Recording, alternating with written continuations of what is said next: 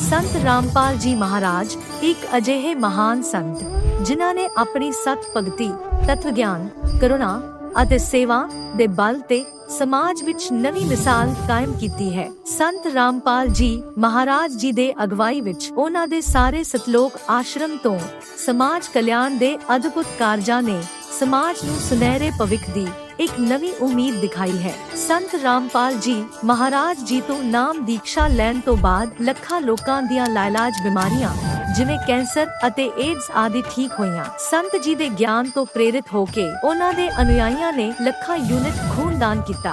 संत जी ने ਲੱਖਾਂ भैण बेटियां दे दहेज मुफ्त विआह करवाए। संत जी ने ਲੱਖਾਂ लोकां दा नशा छुड़ाया, करोड़ां उजड़े परिवार वसे। संत जी दे आश्रमां विच समागमां दे दौरान निशुल्क अखां दा इलाज ਅਤੇ दंदां दा इलाज कीते जांदे हन। संत रामपाल जी महाराज ਵੱਲੋਂ ਸਮੇਂ-ਸਮੇਂ ਤੇ ਵਾਤਾਵਰਣ ਸੰਭਾਲ ਮੁਹਿੰਮ ਦੇ ਤਹਿਤ ਵੱਡੇ ਪੱਧਰ ਤੇ ਰੁੱਖ ਲਗਾਏ ਜਾਂਦੇ ਹਨ। ਸੰਤ ਜੀ ਨੇ ਲੋੜਵੰਦਾਂ ਨੂੰ ਤੁਰੰਤ ਸਹਾਇਤਾ ਪਹੁੰਚਾਉਣ ਲਈ ਮੁਫਤ ਐਂਬੂਲੈਂਸ ਸੇਵਾ ਸ਼ੁਰੂ ਕੀਤੀ। संत जी अपने अनुयायियों ਨੂੰ ਦੇ ਦਾਨ ਲਈ ਪ੍ਰੇਰਿਤ ਕਰਦੇ ਹਨ, ਜਿਸ ਨਾਲ ਮਾਨਵਤਾ ਦੀ ਸੇਵਾ ਅਤੇ ਸਿਹਤ ਸੇਵਾਵਾਂ ਦੇ ਖੇਤਰ ਵਿੱਚ ਸੁਧਾਰ ਹੋ ਸਕੇ।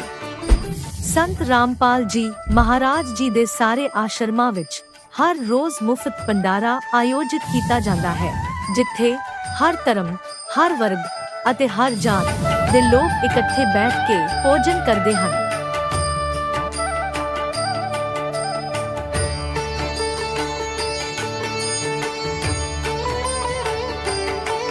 संत रामपाल जी महाराज दे आश्रमां विच हजारां बजुर्गां नूं सन्मान ਅਤੇ ਪਿਆਰ ਨਾਲ ਜੀਵਨ ਜਿਉਣ ਦਾ ਮੌਕਾ ਮਿਲਦਾ ਹੈ। ਉਹਨਾਂ ਦੇ ਖਾਣ, ਰਹਿਣ ਅਤੇ ਸਿਹਤ ਦੀ ਪੂਰੀ ਜ਼ਿੰਮੇਵਾਰੀ ਸੰਤ ਰਾਮਪਾਲ ਜੀ ਮਹਾਰਾਜ ਚੱਕਦੇ ਹਨ।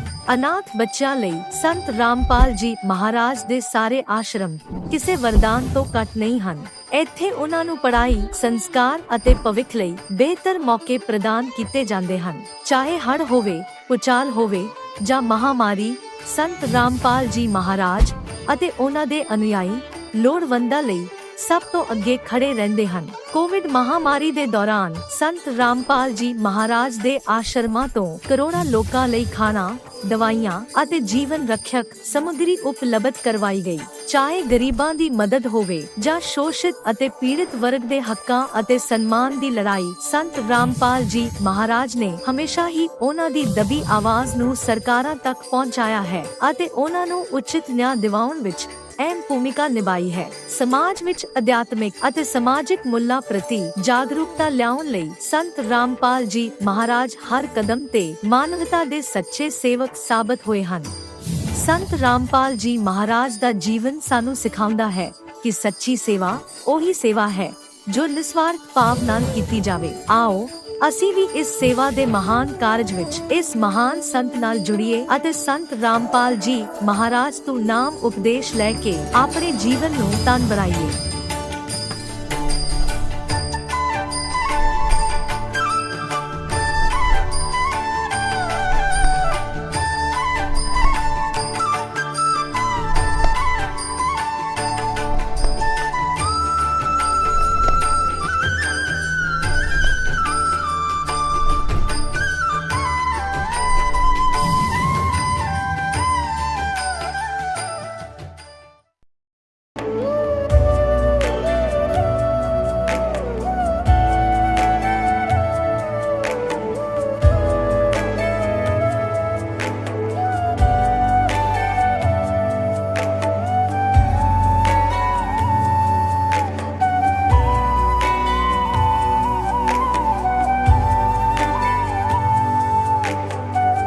गीता में अर्जुन को स्वयं भगवान कह रहे हैं कि उस परमेश्वर की शरण में जा, उसके लिए उन संतों के पास जा जो तत्वदर्शी हो।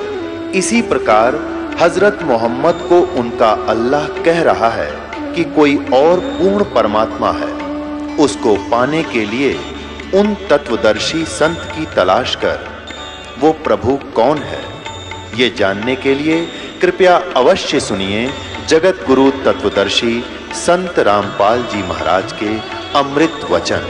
नमस्कार दर्शकों, आज की इस तेज रफ्तार और तकनीकी दुनिया में युवा वर्ग एक अजीब से विरोधाभास में जी रहा है। दिन में भगवान का नाम लेना और रात में पार्टी, शराब और सिगरेट जैसी आदतों में डूबे रहना, क्या ये दोनों चीजें एक साथ संभव हैं? हम सभी जानते हैं कि नशा जीवन को बर्बाद करता है, फिर भी आज के युवा उसी दिशा में बढ़ रहे हैं। आखिर क्या वजह है कि लोग शांति की तलाश में गलत रास्तों पर चल पड़ते हैं? क्या असली सुकून इन चीजों में है या कहीं और?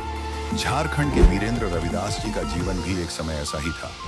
वे भी देवी देवताओं की पूजा और हनुमान जी के व्रत रखते थे, लेकिन नशे से भी दूर नहीं थे। उन्हें उम्मीद थी कि धार्मिक अनुष्ठानों से उनकी परेशानियां खत्म हो जाएंगी, लेकिन ऐसा नहीं हुआ। फिर एक दिन जब वे छत्तीसगढ़ गए, वहां उनकी मुलाकात दो बुजुर्गों से हुई, जिन्होंने संत रामपाल जी महाराज का सत्संग सुनने की सलाह दी। शुरुआत में वे भी बाकी लोगों की तरह हिचकिचाए, लेकिन फिर उन्होंने जिज्ञासा के कारण सत्संग सुना। सत्संग सुनने के बाद उन्हें महसूस हुआ कि असली सुकून और शांति भक्ति के सही मार्ग पर चलने से ही मिलती है, न कि नशे और अन्य व्यसनों में। वीरेंद्र जी ने संत रामपाल जी महाराज से नाम दीक्षा ली और उनके जीवन में चमत्कारिक बदलाव आया। उनके बेटे का पेट दर्द ठीक हो गया, उनकी खुद की पथरी खत्म हो गई और सबसे बड़ी बात, उनका मानसिक तनाव दूर हो गया। आज वे एक सुखी और स्वस्थ जीवन जी रहे हैं। तो सवाल यह है कि आखिर असली शांति और सुख कहाँ मिलते हैं? क्या यह सब बाहरी चीजों में है या फिर हमें पूर्ण परमात्मा की भक्ति में अपना समाधान ढूंढना चाहिए? संत रामपाल जी महाराज ने अपने सत्संगों में स्पष्ट किया है कि जीवन की सभी समस्याओं का समाधान केवल पूर्ण परमात्मा की भक्ति में ही है।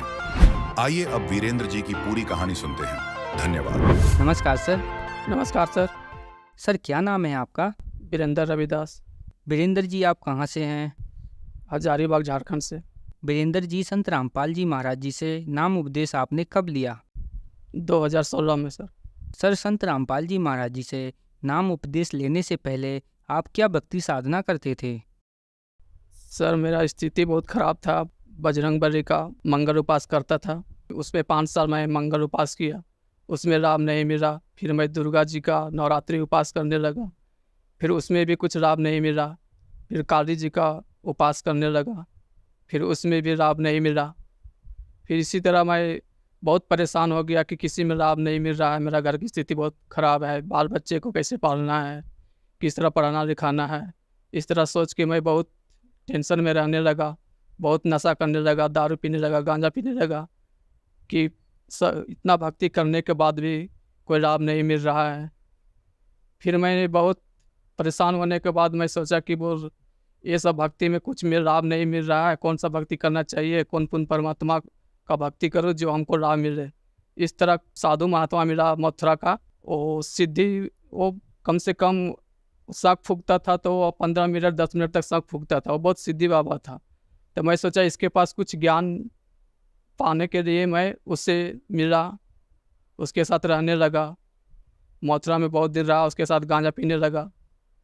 फिर 1 साल तक उसके पास बिताया, पूरा उसका सेवा करता था। 12 बजे रात तक उसको पैर दबाता था कि कुछ ज्ञान मिल सके। कुछ हमको ज्ञान मिलने के बाद बहुत कोशिश किया मैं, फिर भी वहाँ भी संतुष्टि नहीं हुआ। उसके बाद भगत जी, फिर मैं छत्तीसगढ़ में काम कर रहा था, मशीन चला रहा था। वहाँ 2 बुजुर्ग आदमी मिला, उसके साथ मैं गांजा देखा, वो लोग गांजा पी रहे थे तो मैं भी जाके वहाँ बैठ गया, गांजा पीने लगा। गांजा पीते पीते मैं, उन लोग भक्ति के बारे में बात कर रहे थे। तो मैं बोला कि मैं तो बहुत भक्ति कर रहा हूँ लेकिन फिर भी कोई लाभ नहीं मिल पा रहा है। ऐसा कौन सा भक्ति है मैं करूँ जो मुझे कुछ लाभ मिल सके, मेरा परिवार चल सके, मेरा बाल बच्चा का गुजारा हो सके। ऐसे उन लोग के पास बोलने लगा तो वो लोग बोला कि वो से एक काम करो, से शाम को आना मेरे पास, एक सत्संग आता है गुरु जी का, से बहुत अच्छा ज्ञान है वो, तुम देखो। फिर मैं शाम को उन लोग के पास गया, रामपाल जी महाराज का सत्संग सुनाया। फिर मैं वो जब सत्संग सुना रामपाल जी महाराज का, तो मुझे आत्मा में संतुष्टि बुझाया कि ये ज्ञान कुछ हमको अच्छा लग रहा है। इतना भक्ति किया, किसी में संतुष्टि नहीं बुझा रहा था, लेकिन जब वो ज्ञान मैं सुना तो मुझे आत्मा में संतुष्टि लगने लगा कि ये अच्छा ज्ञान है, ये ज्ञान से कुछ हो सकता है। फिर सर मैं वहाँ से आया, फिर ज्ञान गंगा पुस्तक मंगाया, फिर ज्ञान गंगा पुस्तक पढ़ते पढ़ते मेरा पूरा नशा छूट गया। फिर मांस मछली सब कुछ खाना छोड़ दिया। फिर नाम दीक्षा मैं संत रामपाल जी महाराज का चंदवारा सेंटर में था, वहाँ जाके फिर मैं नाम दीक्षा लिया। सर, आपने बहुत सारी भक्ति साधनाएं की, आपको कोई लाभ न मिलने के कारण आपने नशा शुरू कर दिया। फिर आपने संत रामपाल जी महाराज जी से नाम उपदेश लिया। संत रामपाल जी महाराज जी से नाम उपदेश लेने के बाद आपको लाभ मिले?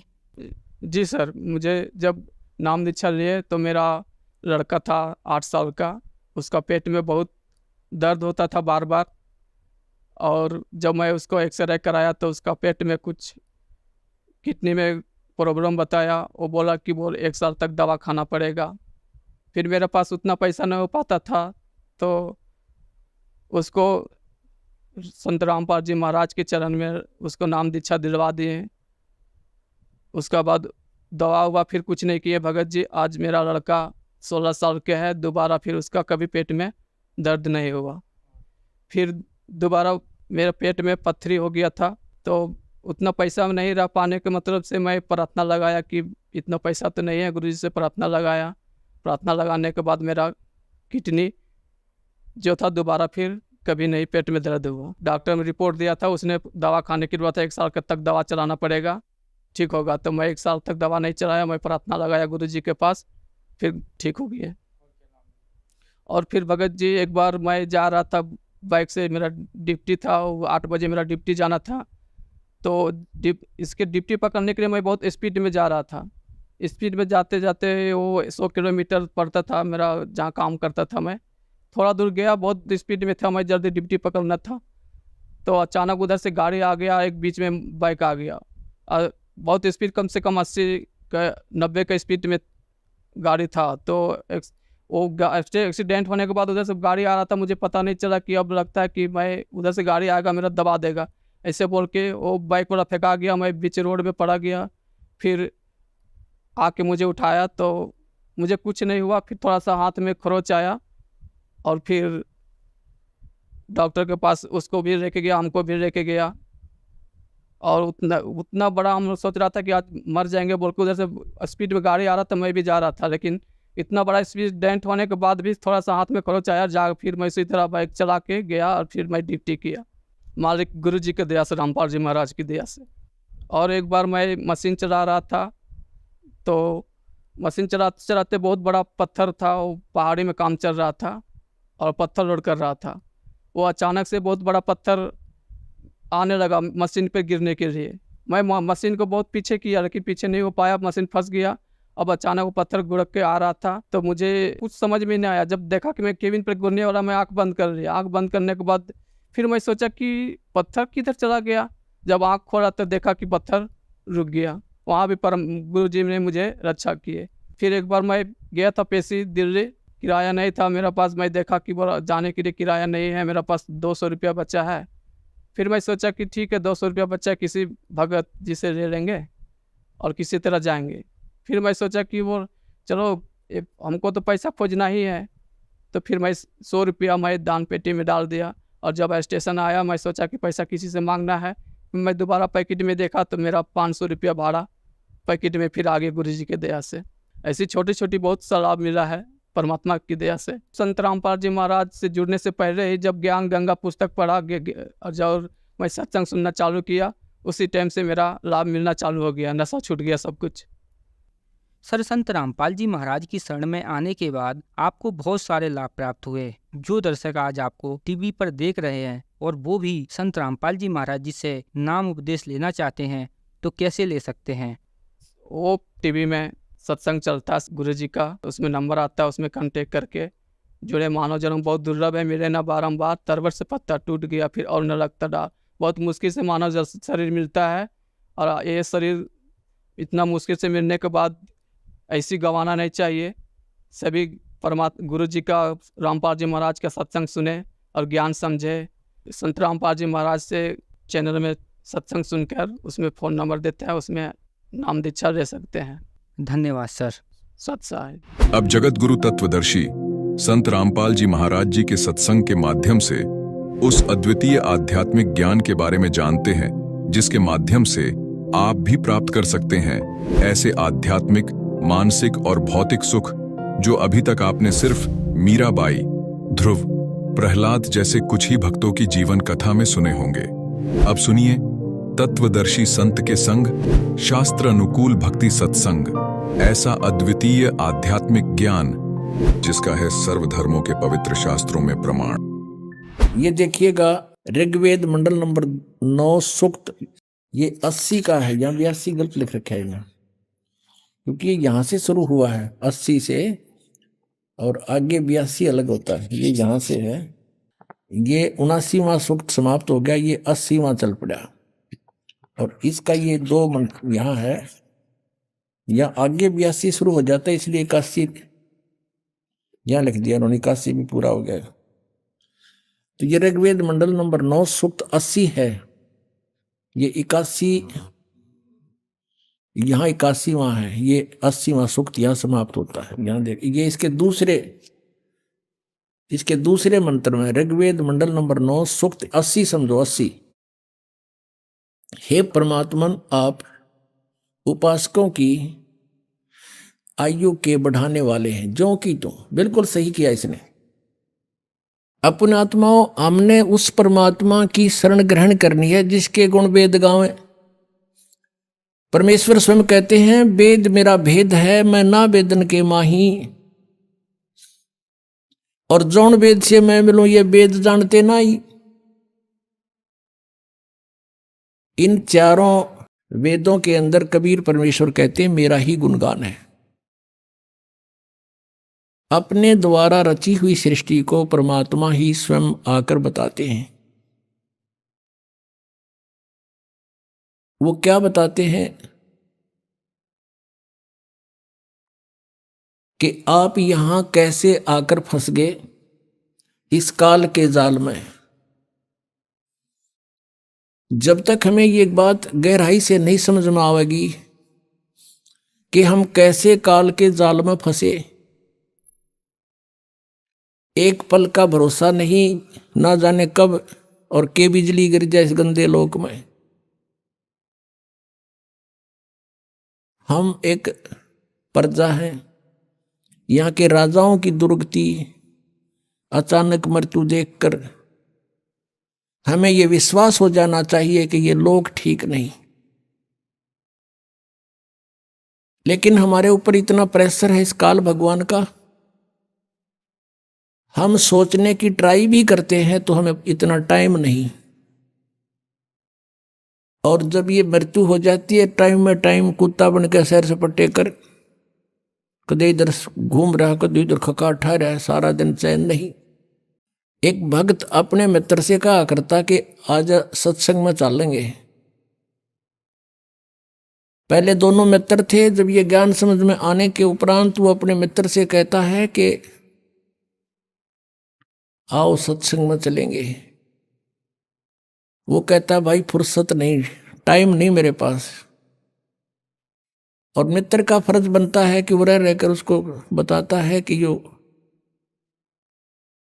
ये बाद में पछताएगा। रह रहकर वो जाता है, समझाने की चेष्टा करता है, आखिर में निष्कर्ष यही निकलता है, वो कह देता भाई मुझे फुर्सत नहीं, टाइम नहीं। बहुत बार कहा, उसने यही उत्तर दिया। एक दिन उसकी मृत्यु होगी, अनुपदेशी मित्र की। अब उसको ले जा रहे थे उठा के उसका अंतिम संस्कार करने के लिए। अब वो उपदेशी मित्र भी उसके साथ साथ चल रहा था और कह रहे थे राम नाम सत्य है, सत्य बोलो गत है। और वो कह रहा था आज भाई ने फुर्सत है। वो तो ये पूरा डायलॉग बोले, जब वो एक बार कह दे आज भाई को फुर्सत है, दूसरे कहने लगे भाई तू नो ना बोले, इनका तो चोट लाग रही है, इनको तो इतना, इनका युवा व्यक्ति मर गया और तू मजाक की बात कर रहा है। नो बोला भाई मजाक की ना कर रहा, मैं रो हूं अब इसको। पहले मैं और ये मित्र थे, मैं इसने आधी रात को अर्धरात्रि ना के कह देता चल वहां चलेंगे सांग देखने, ये जब मेरे साथ हो लिया करता।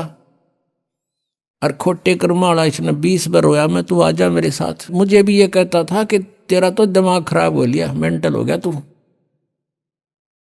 छोटे छोटे बच्चे ये के नुए पड़ जाएंगे।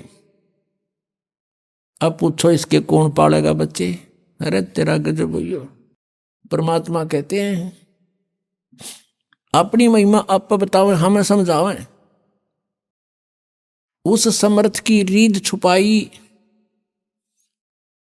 परमात्मा कहते हैं कि मां के गर्भ में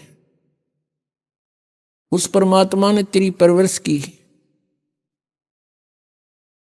और उस समय ना तेरा कोई भाई था, ना बहन, ना माता की को भी उसका पता नहीं था तेरा बच्चा कैसे पल रहा है तेरे पेट में। अब वही बच्चा बाहर आते ही डेली आधा आधा किलो दूध पीने लग जाता है। और वहां कौन पहुंचा रहा था उसके लिए? तो कुछ भी सिस्टम किया, परमात्मा का जुगाड़ था सारा। और बाहर भी वही उसका संरक्षक है। अपने बच्चों को परमात्मा से जोड़ देना चाहिए, हमारा परम कर्तव्य है। जब ये बात समझ में आ जाती है, और जो बच्चे युवा हैं, माता पिता वृद्ध हो लिए, वो कुछ पुराने रंग में रंगे हुए हैं, तो कोशिश करें उनको समझाने की। जोर जबरदस्ती नहीं करे, रह रह कर ज्ञान सुनावे, प्यार से समझावे। और अपने परिवार को, रिश्तेदार को जहां तक भी आप जा सकते हो, समझा सकते हो, आपका परम कर्तव्य है। परमात्मा की भक्ति छोड़ के यदि कोई और कार्य संसार में मनुष्य जीवन प्राप्त प्राणी कर रहा है, भक्ति नहीं कर रहा है, तो वह गलती कर रहा है। परमेश्वर की वाणी में लिखा है कि अगम निगम को देख ले, और बुद्धि विवेक विचार, उदय अस्त का राज मिले तो बिन नाम बेगार। बेगार किसे कहते हैं? पहले समय में, आज से लगभग 40 वर्ष पहले, ये पुलिस वाले इनके थानों में जो है ना व्हीकल नहीं हुआ करते, ये न्यू किसी ने पकड़ लिया करते।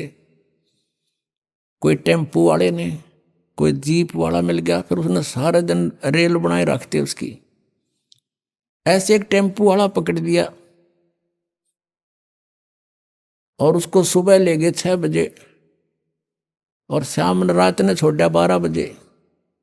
सारा दिन उसको उससे अपने जो काम बस गए थे, कि रेड लगानी थी, कोई पकड़ना था, वो सब जगह ले गए उसने। और तेल भी उससे डाला अपने पैसों से, और अपना ही खर्चा पूरा किया सारा दिन। और एक पल पंजा टेक्या नहीं उसके टेम्पू का। उधर चल, उधर चल, वहां चल। अगले दिन वो अपने उस स्टैंड पाया जहां वो सवारी ढोया करता। उन्होंने पूछा, भाई कल नहीं आया, क्या बात होगी? वो कह रहा था, मैं बेगार में फंस गया कल। सुबह ले गए थे 6 बजे पुलिस वाले, रात ने छोड़ा 12 बजे, और 200 रुपये अपने पल्ले तला दिए। उस समय 200 रुपये तो आज के 20,000 थे, न सोच ले। तो वह बेगार थी, सारा दिन तो उसका पहिया नहीं टिक्या किता, यानी मेहनत तो इतनी करी और खर्चा करते होया। इसको बेगार कहा करते हैं। आज कोई राजा बना है, कोई मंत्री, मुख्यमंत्री, प्रधानमंत्री, चाहे पृथ्वी का भी शासक क्यों ना हो, यदि वो भक्ति नहीं करता, वो बेगार कर रहा है, अपने पुण्यों का नाश कर रहा है, 1 मिनट की फुर्सत नहीं। परमात्मा कहते हैं 3 लोक का राज जीव को जय कोई दे, लाख बधाई के कर जय नहीं नाम तेने। कबीर सब जग निर्धना, धनवंता ना कोए, धनवंता सो जानियो जिस पे राम नाम धन होवे। परमात्मा कहते हैं ये सारा संसार निर्धन है, ये धनवान नहीं है। और जिस आधार से तुम इसको धनवान मानते हो, ये उसका है नहीं। परमात्मा कहते काया तेरी है नहीं, या कोठी कितने हो, या माया कहां से हो, चरण कमल में ध्यान राख, इन दोनों ने खो। या काया भी नासवान, या कोठी भी तेरी नहीं, या कार तेरी नहीं, फैक्ट्री तेरी नहीं। ये मन में पल्ला गांठ लगा ले, पक्की धारणा कर ले, फिर रह कोठी में, शरीर में भी रहना जब तक लिखा हुआ है मालिक ने, और दया करेंगे और बुढ़ा भी देंगे। यदि भक्ति करना चाहोगे तो फिर सब कुछ होते हुए भगवान की भक्ति अवश्य करना पड़ेगा। इतनी सी बात है। सारा कुछ कहकर लास्ट में भगवान यही कहते हैं कि मानुष जन्म पाके नहीं रटे हरि नाम, और जैसे कुआ जल बिना फिर बनवाया क्या काम। अब यदि मनुष्य जीवन पाकर हम भक्ति नहीं करते हैं तो जैसे कोई कुआ बना रखा है और उसकी बहुत बढ़िया कंस्ट्रक्शन भी कर रखी है और पानी उसमें है नहीं, जल है नहीं, तो यूजलेस है वह स्ट्रक्चर, कितना सुंदर बना रखा हो। ऐसे ही उसका नाम कुआ अवश्य है लेकिन गुण कुएं के नहीं।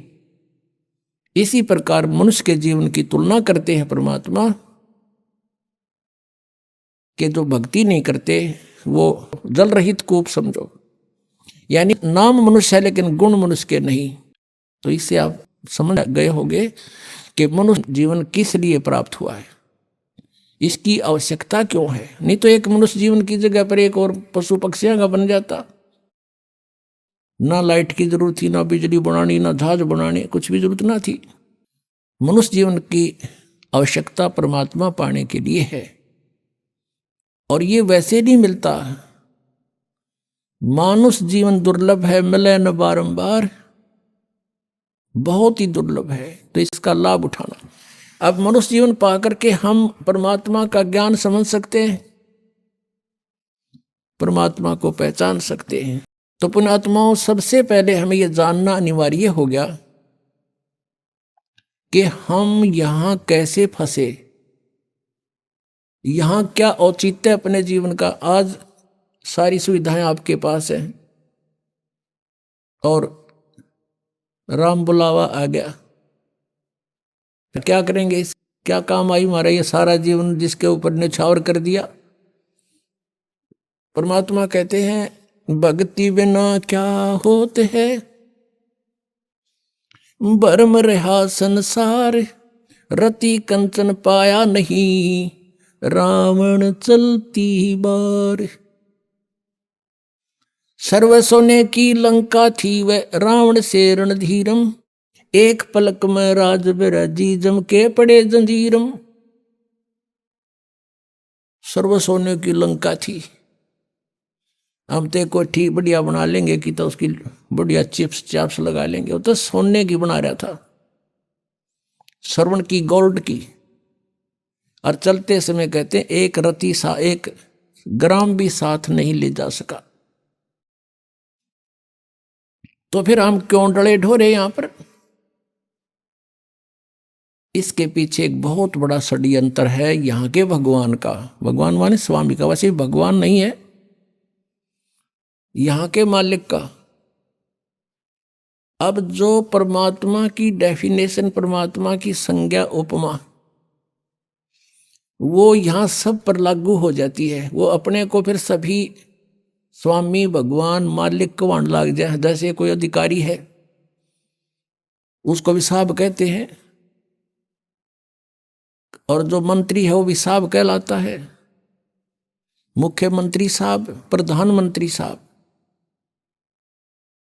तो यहां कहने का भाव यह है कि ये भगवान नहीं है, ये इनका सतर दूसरा है भगवान का, इस काल का, और यो भी भगवान कहलाता है लेकिन भगवान नहीं है। इसलिए गीता जी अध्याय नंबर 15 के श्लोक 16 और 17 में निर्णायक ज्ञान दिया।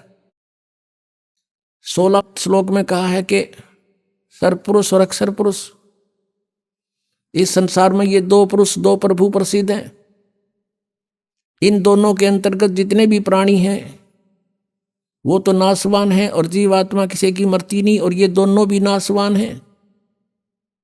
इसलिए 15वें अध्याय के गीता जी के 17वें श्लोक में कहा है कि उत्तम पुरुष है तू अन्य परमात्मा इति उदाहरते। उत्तम पुरुष, पुरुषोत्तम, श्रेष्ठ प्रभु, श्रेष्ठ परमात्मा तो कोई और है, इन दोनों से न्यारा है, सर्वपुरुष और अक्षर पुरुष से।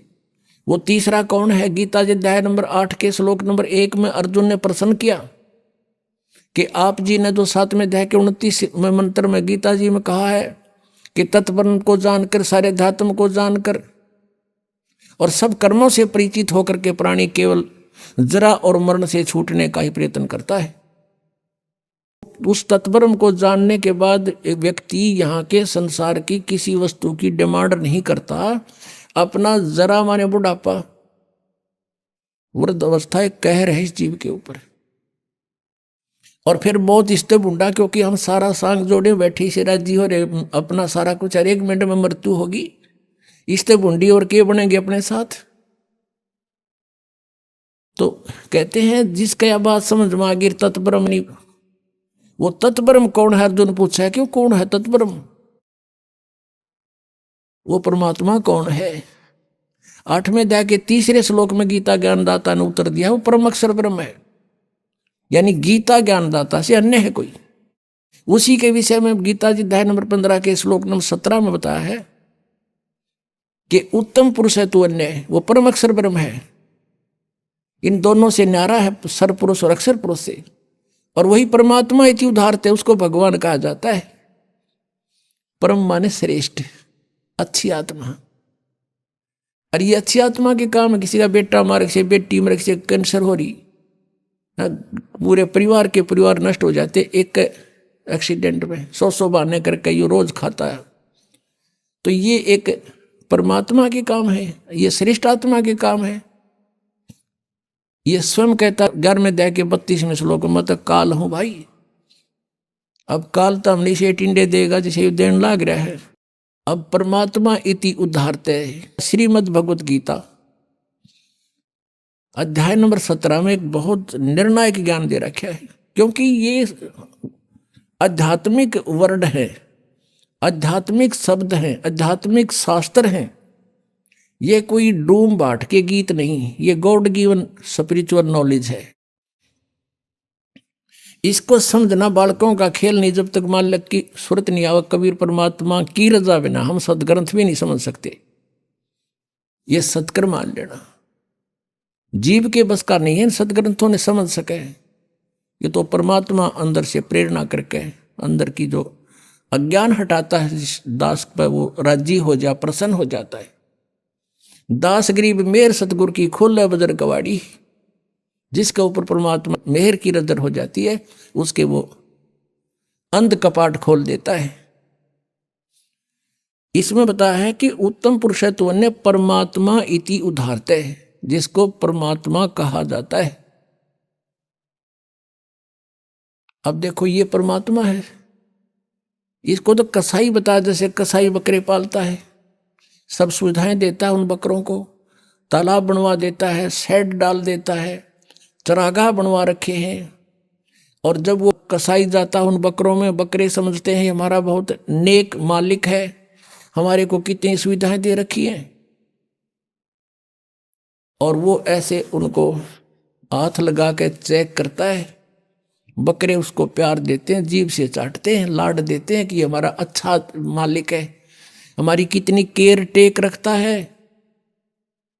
उनको ये नहीं पता, वो न्यू देखा है तुम क्या किलो के हो गए, मांस कितना हो गया इनमें।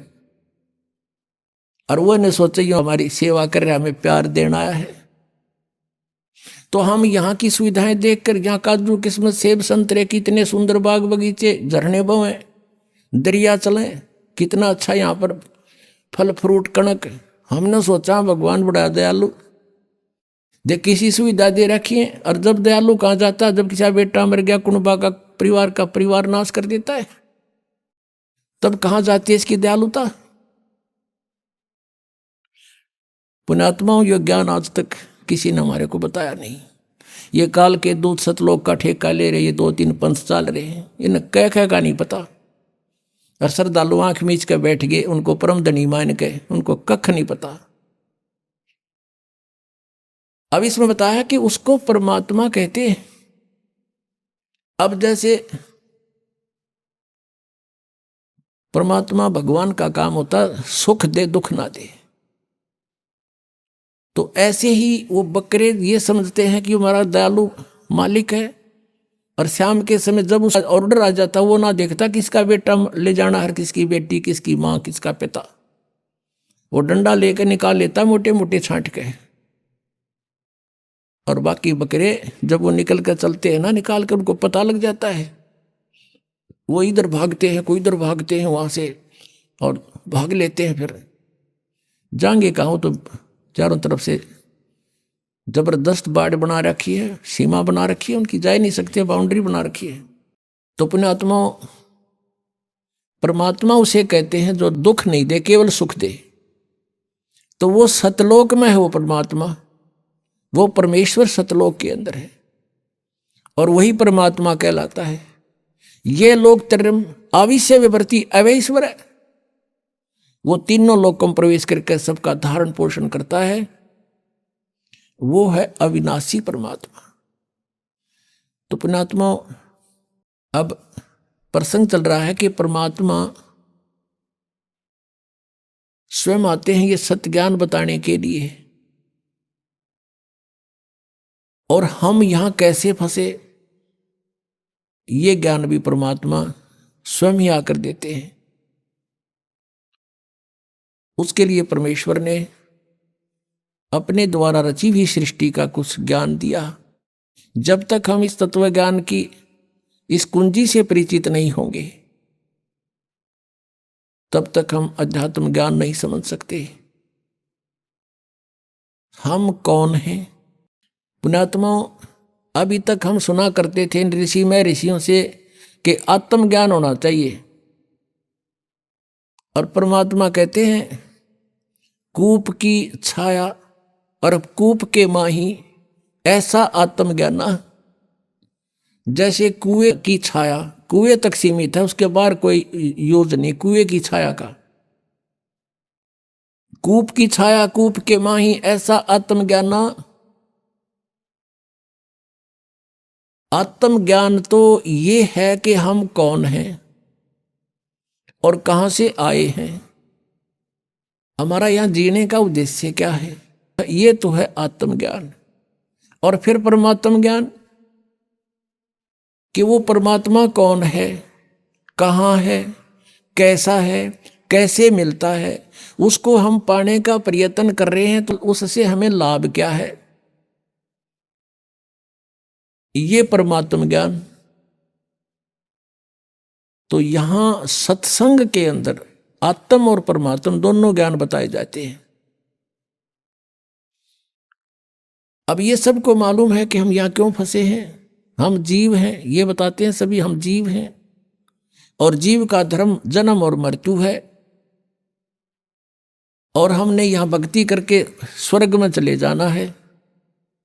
स्वर्ग में जा करके क्या करना है, वहाँ अपने ठाठ भोगेंगे, मौज करेंगे, वहाँ मौज कितने दिन करोगे, बस फिर क्या पता, वहाँ मौज करेंगे जितने आपकी जेब में चवन्नी होगी, जितने पैसे टके आप पुण्य भक्ति साधन के जोड़ के ले जाओगे, उस स्वर्ग महास्वर्ग रूपी होटल में बर्बाद करके खर्च खा के फिर वापस आ जाओगे, क्योंकि वो आपका भोग समय है, भोग का स्थान है। कर्म बनेंगे यहीं पृथ्वी पर आकर। तो अब यहां से जैसी कमाई करके जाएंगे वहीं जाएंगे जहां की हमारी साधना होगी, और वहां अपना ये समय बर्बाद करके पूंजी नष्ट करके हम फिर वापस आएंगे। तो ये जन्म और मृत्यु सदा बनी रहेगी। और इन्होंने अंतिम विधान बना दिया कि जन्म और मृत्यु तो सभी की होती है। और कोई मोक्ष बताते हैं, वो कहते हैं कि परमात्मा में जीव ऐसे मिल जाता है जैसे बूंद समुद्र में। परमात्मा निराकार है, और फिर नौके समाधि में उसके दर्शन होते हैं। जब समाधि में दर्शन होते हैं, निराकार क्यों कर हो गया वो। फिर बात को घुमाते हैं, हमने डिवाइन लाइट देखा, डिवाइन लाइट ईश्वरीय प्रकाश देखा। जैसे कोई कहे हमने ट्यूबलाइट देखी, ट्यूबलाइट कोई अंधा बोल रहा हो और उसे पूछे भाई ट्यूब कैसी होती है, और वो कहता हो मैंने सारा दिखा है, उसने कोई नो पूछा कि ट्यूब कैसी है जिसकी लाइट देखी, और वो अंधानियों कहे ना ट्यूब तो निराकार है, तो होती नहीं। ट्यूब बिना लाइट किसी, ईश्वर बिना प्रकाश किसा। तो ये हमारा भ्रमित ज्ञान था। उस पूर्ण परमात्मा ने 600 वर्ष पहले बताया था। क्या बताया था? धर्मदास ये जग बोराना, कोई न जाने पद निर्वाण। जैसे आपने सुबह के सत्संग में ऋग्वेद मंडल नंबर 9 सूक्त नंबर 86 मंत्र 26 और 27 में है। ऋग्वेद मंडल नंबर 9 सूक्त 82 के मंत्र 1, 2, 3 में है। आपने आंखों देखा कि परमात्मा की महिमा में लिखा है कि वो परमेश्वर ऊपर तीसरे मुक्ति धाम में रहता है। वो ध्रुवलोक के तीसरे स्थान पर विराजमान है, पृष्ठ पर। वहां से गति करके अत्यधिक तेज गति से चलने वाले पदार्थ की तरह, बिजली की तरह, आकाशीय बिजली की तरह गति करके आता है और अच्छी आत्माओं को प्राप्त होता है, अच्छी आत्माओं को मिलता है, श्रेष्ठ आत्माओं को मिलता है। तो वो ऐसी लीला कौन से भगवान ने कर रखी है? केवल कबीर परमेश्वर ने। और जिनको हम भगवान मानते थे उनकी किसी लीला में वेदानुसार उनकी महिमा नहीं है, केवल कबीर जी की महिमा वेदानुसार है। एक धर्मदास नाम के बहुत बड़े धनी व्यक्ति थे, सेठ थे, वैश्य कुल में जन्म था। भगवान श्री कृष्ण, श्री राम, विष्णु और शंकर के दृढ़ पुजारी थे। उन्होंने अपने, क्योंकि ये सभी को मालूम है कि गुरु बिन मोक्ष नहीं हो सकता, इसलिए गुरु का बनाना अनिवार्य समझ रखा है। तो गुरु बना रखे थे रूपदास जी, जो श्री विष्णु के पुजारी थे, वैष्णव साधु थे। धर्मदास जी 60 वर्ष के आसपास हो चुके थे।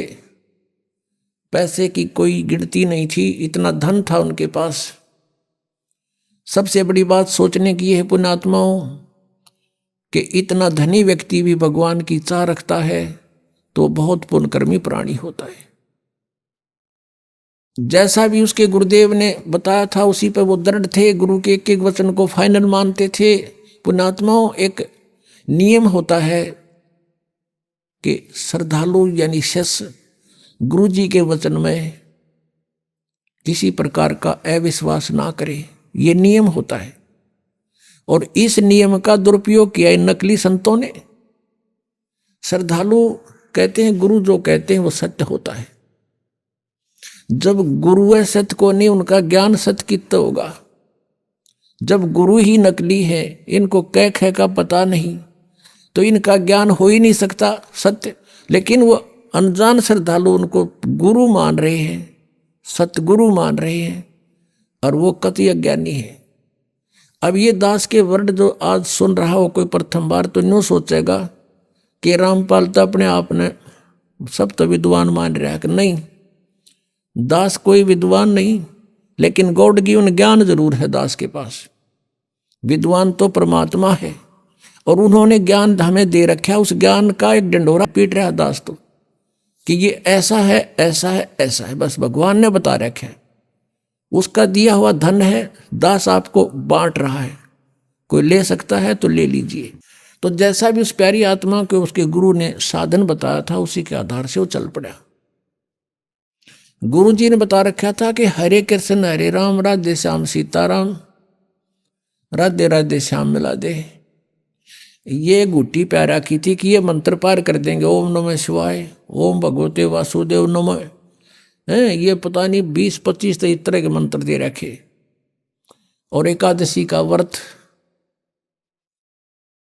और 68 तीर्थ पर जाना अनिवार्य है। इस प्रकार वो साधक, और गीता जी का नित्य पाठ करना चाहिए। ऐसे ही वो धर्मदास जी गुरुदेव के आदेश अनुसार प्रतिदिन गीता जी का नित्य पाठ करे, एकादशी का व्रत रखता था, और उसने 68 तीर्थ करने की योजना बना ली। भाई गुरु जी ने कहा है 68 तीर्थ अवश्य जाने चाहिए। वो ऐसे ही घूमते घूमते मथुरा पहुंच गए। अब द्वारका तो न पाई कोई ना, क्योंकि द्वारका तो समुद्र में डूब गई थी। ना द्वारका भी धक्के खुआओ। ये कृष्ण जी एक तो सुख कर गए थे कि वो द्वारका तो कोई ना रही उड़ा चौक बुलाओ ना, तो वहां भी धक्के खुआते, बहुत दूर पड़ा हो यहाँ से। मथुरा पहुंच गया और वहां उस तालाब में जहाँ श्री कृष्ण जी कहते हैं कृष्ण जी नहाया करते थे, गौ चराया करते थे, उस तीर्थ में, जोड़ में, तालाब में, और उन तालाबों का ऐसा पानी जो गधे भी ना पी, और उसमें श्रद्धालु नावे और आचमन ले उसका। अब आत्मा को तो भगवान की चाह है किसी तरह मिल जाए, उसने प्राप्त करना है, लेकिन उसका वे ठीक नहीं है, तो तरीका मार्ग ठीक नहीं, कैसे मिलेगा वो भगवान। अब धर्मदास जी सुबह सुबह स्नान करके उस जोड़ में, तालाब में, मथुरा के में, जिसमें बड़े सैकड़ों आदमी नहावे, गंद माच रहा, और वहीं से लोटा भर के पानी का उसने अमृत जान के वहां रख लिया। लिपा पोती करी, यानी कुछ ग्राउंड लिपा, मड प्लास्टर थे, गाय का गोबर मिला के मिट्टी में, और वहां पर फिर बैठ के लगा नित्य नियम करने। अभी आपने सुने संत रामपाल जी महाराज के मंगल प्रवचन। आइए अब सुनते हैं संत रामपाल जी महाराज से नाम दीक्षा लेकर सतभक्ति करके अद्भुत लाभ प्राप्त करने वाले अनुयायी के विचार। ਸਤਿ ਸ਼੍ਰੀ ਅਕਾਲ ਜੀ। ਸਾਧ ਸਾਹਿਬ ਜੀ। ਕੀ ਨਾਮ ਹੈ ਜੀ ਤੁਹਾਡਾ? ਗੁਰਦਿਆਲ ਦਾਸ ਜੀ। ਗੁਰਦਿਆਲ ਜੀ ਕਿੱਥੋਂ ਆਏ ਹੋ ਤੁਸੀਂ? ਅਸੀਂ ਜੀ ਮੱਲਾ ਬੇਦੀਆਂ ਪਿੰਡ ਤੋਂ ਆਏ ਹਾਂ, ਸ਼ਹੀਦ ਭਗਤ ਸਿੰਘ ਨਗਰ ਤੋਂ ਜੀ। ਗੁਰਦਿਆਲ ਜੀ, ਸੰਤ ਰਾਮਪਾਲ ਜੀ ਮਹਾਰਾਜ ਜੀ ਤੋਂ ਨਾਮ ਉਪਦੇਸ਼ ਲੈਣ ਤੋਂ ਪਹਿਲਾਂ ਤੁਸੀਂ ਕੀ ਭਗਤੀ ਸਾਧਨਾ ਕਰਦੇ ਸੀ? ਸੰਤ ਰਾਮਪਾਲ ਜੀ ਮਹਾਰਾਜ ਜੀ ਤੋਂ ਨਾਮਦਾਨ ਲੈਣ ਤੋਂ ਪਹਿਲਾਂ ਅਸੀਂ ਡੇਰਾ ਬਿਆਸ ਨਾਲ ਜੁੜੇ ਹੋਏ ਸੀ। ਮਹਾਰਾਜ ਚਰਨ ਸਿੰਘ ਜੀ ਤੋਂ ਨਾਮਦਾਨ ਲਿਆ 1988 ਜੀ। ਮਹਾਰਾਜ ਚਰਨ ਸਿੰਘ ਜੀ ਤੋਂ 1988 ਦੇ ਵਿੱਚ ਤੁਸੀਂ ਨਾਮ ਉਪਦੇਸ਼ ਲਿਆ। ਉਸ ਤੋਂ ਬਾਅਦ ਤੁਹਾਡੇ ਘਰ ਦੇ ਵਿੱਚ ਕਿਸ ਤਰ੍ਹਾਂ ਦੇ ਹਾਲਾਤ ਰਹੇ? ਕੀ ਸੁੱਖ ਦੁੱਖ ਸੀ? ਕੀ ਲਾਭ ਹੋ ਰਿਹਾ ਸੀ ਉਸ ਨਾਮ ਤੋਂ? ਸਾਨੂੰ ਕੋਈ ਲਾਭ ਨਹੀਂ ਮਿਲਿਆ ਜੀ। ਬਹੁਤ ਅਸੀਂ ਉੱਥੇ ਸੇਵਾ ਕੀਤੀ, ਮਨ ਤਨ ਲਾ ਕੇ। ਸਾਡੇ ਤੇ ਗਰੀਬੀ ਪਈ ਰਹੀ, ਗਰੀਬੀ ਸਾਡੀ ਕੋਈ ਟੁੱਟੀ ਨਹੀਂ। ਮੈਂ ਔਰ ਮੇਰੀ ਵਾਈਫ ਦੇ ਇੰਨੇ ਪਹਾੜ ਟੁੱਟੇ ਕਿ ਮੇਰੀ ਵਾਈਫ ਨੂੰ ਕੈਂਸਰ ਹੋ ਗਿਆ ਜੀ, ਛਾਤੀ ਦਾ ਕੈਂਸਰ ਹੋ ਗਿਆ। ਉਹ ਭਾਰਗਵ ਹੌਸਪੀਟਲ ਆਪਰੇਸ਼ਨ ਕਰਾਇਆ ਜੀ ਉਹਦਾ। ਅਤੇ ਮੇਰੇ 'ਤੇ ਬਹੁਤ ਭਾਰੀ ਪਈ, ਪ੍ਰੇਤ ਵੱਧਦਾ ਸੀ ਜੀ ਮੇਰੇ 'ਤੇ ਵੀ। ਮੇਰੀ ਯਾਦਦਾਸ਼ਤ ਖੋ ਗਈ ਸੀ, ਮੇਰੀ ਯਾਦਦਾਸ਼ਤ ਖੋ ਗਈ ਅਤੇ ਮੈਨੂੰ ਪੱਦੀ ਜਗੀਰ ਪਿੰਡ 'ਚ ਵੱਢਿਆ ਗਿਆ। ਅਤੇ ਉੱਥੇ ਮੈਨੂੰ ਫਿਰ ਘਰ ਦੇ ਲਿਆਏ ਚੱਕ ਕੇ, ਮੈਨੂੰ ਨਹੀਂ ਪਤਾ ਮੇਰੇ ਨਾਲ ਕੀ ਹੋਇਆ। ਫਿਰ ਮੈਨੂੰ ਇਹ ਪਟੇਲ ਹੌਸਪੀਟਲ ਦਾਖਲ ਕਰਾਇਆ ਹੀ ਨਹੀਂ। ਮੇਰੇ ਉੱਥੇ 2 ਆਪਰੇਸ਼ਨ ਹੋਏ ਜੀ। ਆਪਰੇਸ਼ਨ ਮੇਰੇ ਖੁੱਲ੍ਹ ਗਏ। ਉਹ ਕਹਿੰਦੇ ਤੀਜਾ ਆਪਰੇਸ਼ਨ ਕਰਾਂਗੇ, ਜੇ ਬਚ ਗਿਆ ਠੀਕ ਆ, ਨਹੀਂ ਸਾਡੇ ਵੱਲੋਂ ਕੋਈ ਹਾਂ ਨਹੀਂ ਹੈਗੀ। ਫਿਰ ਮੈਨੂੰ ਉਹ ਕਹਿੰਦੇ ਜਦ ਬੋਲਣਾ ਹੀ ਨਹੀਂ ਬੰਦੇ ਨੇ, ਫਿਰ ਘਰ ਲਿਆਈ ਮੈਨੂੰ। ਘਰ ਸੇਵਾ ਕੀਤੀ, ਫਿਰ ਲੋਕ ਕਹਿਣ ਵੀ ਇਹਨੂੰ ਕਿਤੇ ਪਾਸੇ ਦਿਖਾ ਲਓ। ਫਿਰ ਉਹਨੇ ਮੈਨੂੰ PGI ਲੈ ਗਏ। PGI ਭਗਤ ਜੀ ਸਾਨੂੰ ਜਾਂਦੇ ਮੋੜ ਦਿੱਤਾ ਵਾਪਸ, ਅਤੇ ਉਹ ਕਹਿੰਦੇ ਇਹਦੀ ਸੇਵਾ ਕਰ ਲਓ। ਮੈਂ ਬਸ ਇੱਦਾਂ ਹੀ, ਮੇਰੇ ਤਾਂ ਕੱਪੜੇ ਪਿਆ ਹੁੰਦਾ ਹੀ, ਮੇਰੇ ਨਿਆਣਿਆਂ ਨੇ ਮੇਰੇ ਇੱਦਾਂ ਹੀ ਪੱਟੀਆਂ ਕੀਤੀਆਂ। 6 ਮਹੀਨੇ ਮੈਂ ਕੋਮਾ 'ਚ ਰਿਹਾ ਜੀ। 6 ਮਹੀਨੇ ਕੋਮਾ 'ਚ ਰਹਿਣ ਤੋਂ ਬਾਅਦ ਇੱਦਾਂ ਜਿੰਦਾ ਪੀਰ ਜਿੱਦਾਂ ਬੋਲਦੇ ਸੀ ਸੰਤ ਮਹਾਰਾਜ ਕਬੀਰ ਸਾਹਿਬ ਜੀ, ਮੈਂ ਹੀ ਅਲ ਕਲਮ ਕੁਤਬ ਗੌਸ ਤੇ ਪੀਰ ਗਰੀਬ ਦਾਸ ਖਲਕਤ ਰਹੇ ਹਮਾਰਾ ਨਾਮ ਕਬੀਰ। ਇੱਦਾਂ ਹੀ ਉਹ ਫਿਰ ਜਿੰਦਾ ਪੀਰ ਦੇ ਰੂਪ 'ਚ ਆਏ। ਹੁਣ ਮੇਰੀ ਬਾਂਹ ਫੜੀ, ਮੈਂ 3 ਵਜੇ ਘਰਦਿਆਂ ਤੋਂ ਚਾਹ ਮੰਗੀ ਜੀ। ਅੱਜ ਤਾਈਂ ਉਹਨਾਂ ਦੀ ਦਇਆ ਨਾਲ ਅੱਜ ਤਾਈਂ ਪੰਜੀ ਦੀ ਦੁਆ ਨਹੀਂ ਲਈ, ਮੈਂ ਰੋਟੀ ਨਾਲੇ ਤੁਰ ਪਿਆ ਜੀ। ਫਿਰ ਤੁਸੀਂ ਸੰਤ ਰਾਮਪਾਲ ਜੀ ਮਹਾਰਾਜ ਜੀ ਦੀ ਸ਼ਰਨ ਦੇ ਵਿੱਚ ਕਿਸ ਤਰ੍ਹਾਂ ਨਾਲ ਆਏ? ਮੇਰੇ ਬੇਟੇ ਦੇਖੋ ਜੀ 2013 'ਚ ਉਹ 4-5 ਸਾਲ ਪਹਿਲਾਂ ਸਤਸੰਗ ਸੁਣਦੇ ਰਹੇ ਸੰਤ ਰਾਮਪਾਲ ਜੀ ਦਾ। 4-5 ਮੁੰਡੇ ਸੀ ਸਾਡੇ ਪਿੰਡ ਦੇ, ਇਕੱਠੇ ਬੈਠ ਕੇ ਸਤਸੰਗ ਸੁਣਦੇ ਸੀ, ਮੇਰੇ ਬੇਟੇ ਵੀ। ਅਤੇ ਉਹਦੀ ਸਤਸੰਗ ਸੁਣਨਾ ਰੋਜ਼ ਹੀ। ਮੈਂ ਘਰੋਂ ਬਾਹਰ ਰਹਿੰਦਾ ਸੀ, ਮੈਨੂੰ ਘਰਦਿਆਂ ਨਹੀਂ ਕਦੇ ਰੋਕਿਆ ਪੀਰਾਂ ਫਕੀਰਾਂ ਦੇ ਇੱਦਾਂ ਜਗ੍ਹਾ 'ਤੇ ਘੁੰਮਣਾ। ਜਾਂ ਮੈਂ ਪਿੰਡ ਆਇਆ ਇੱਕ ਦਿਨ, ਉਹ ਤਿਆਰੀ ਕਰੀ, ਉਹ ਨਾਮਦਾਨ ਲੈਣ ਜਾਣ ਦੀ ਤਿਆਰੀ 'ਚ ਸੀ ਜੀ। ਮੈਨੂੰ ਕਹਿੰਦੇ ਵੀ ਤੜਕੇ 4 ਵਜੇ ਉੱਠੇ, ਨਹਾ ਧੋ ਕੇ ਤਿਆਰ। ਕਹਿੰਦਾ ਡੈਡੀ ਅਸੀਂ ਕਿਤੇ ਚੱਲੇ ਹਾਂ। ਮੈਂ ਕਿਹਾ ਯਾਰ ਇੱਦਾਂ ਕਿੱਦਾਂ ਜਾਊਂਗੇ, ਮੈਂ ਤੁਹਾਨੂੰ ਚਾਹ ਬਣਾ ਕੇ ਪਿਲਾਉਣਾ। ਮੈਂ ਚਾਹ ਬਣਾਈ, ਪੜ੍ਹਾਈ ਉਹਨਾਂ ਨੂੰ। ਫਿਰ ਹੋ ਗਏ ਉਹ ਸ਼ਾਮ ਨੂੰ, ਫਿਰ ਆਏ 9-10 ਵਜੇ। ਤੇ ਰੋਹਤਕ ਤੋਂ ਸੰਤ ਰਾਮਪਾਲ ਜੀ ਤੋਂ ਨਾਮਦਾਨ ਲੈ ਕੇ ਜੀ, ਮਰਵਾਲੇ ਤੋਂ। ਤੇ ਕਹਿੰਦੇ ਜੀ ਅਸੀਂ ਨਾਮਦਾਨ ਲੈ ਆਂਦਾ। ਫਿਰ ਮੈਂ ਘੁੰਮਦਾ ਰਿਹਾ ਜੀ। ਫਿਰ ਮੈਨੂੰ ਕਹਿੰਦੇ ਡੈਡੀ ਤੂੰ ਵੀ ਗੁਰੂ ਜੀ ਦੀ ਸ਼ਰਨ 'ਚ ਆ ਜਾ, ਵੀ ਤੇਰੇ ਆ ਸਭ ਕੁਝ ਟੁੱਟ ਜਾਣਾ। ਮੈਂ ਭੰਗ ਪੀਂਦਾ ਸੀ, ਨਸ਼ੇ ਕਰਦਾ ਸੀ, ਬੁਰਾ ਹਾਲ ਸੀ, ਮੇਰੇ ਸੱਟਾਂ ਲੱਗੀਆਂ ਰਹਿਣੀਆਂ, ਕੰਡਿਆਂ 'ਚ ਤੁਰੇ ਫਿਰਨਾ, ਬਹੁਤ ਭੈੜੀ ਹਾਲਤ ਸੀ, ਘਰ ਦੀ ਵੀ ਹਾਲਤ ਬਹੁਤ ਭੈੜੀ ਸੀ। ਮੇਰਾ ਬੇਟਾ ਸਾਨੂੰ ਗਿਆਨ ਸਮਝਾਉਂਦਾ ਸੀ, ਸਾਨੂੰ ਦੋਨਾਂ ਜਣਿਆਂ ਨੂੰ, ਤੇ ਉਹ ਫਿਰ ਸਾਨੂੰ ਸਮਝ ਨਹੀਂ ਲੱਗਦੀ ਸੀ। ਫਿਰ ਉਹਨੇ ਕੰਪਿਊਟਰ ਲਿਆਂਦਾ, CD ਚੱਲਦੀ ਹੁੰਦੀ ਸੀ ਉਸ ਵੇਲੇ, ਉਹਨੂੰ ਫਿਰ CD ਲਾ ਕੇ ਸਾਨੂੰ ਸੁਣਾਉਣਾ। ਫਿਰ ਸਾਡੇ ਦਿਮਾਗ 'ਚ ਪਈ ਸਾਰੀ ਗੱਲ। ਫਿਰ ਅਸੀਂ ਕਿਹਾ ਜੀ ਸਾਨੂੰ ਵੀ ਨਾਮਦਾਨ ਦਿਓ। ਫਿਰ ਮੈਨੂੰ ਨਾਲ ਲੈ ਕੇ ਗਿਆ।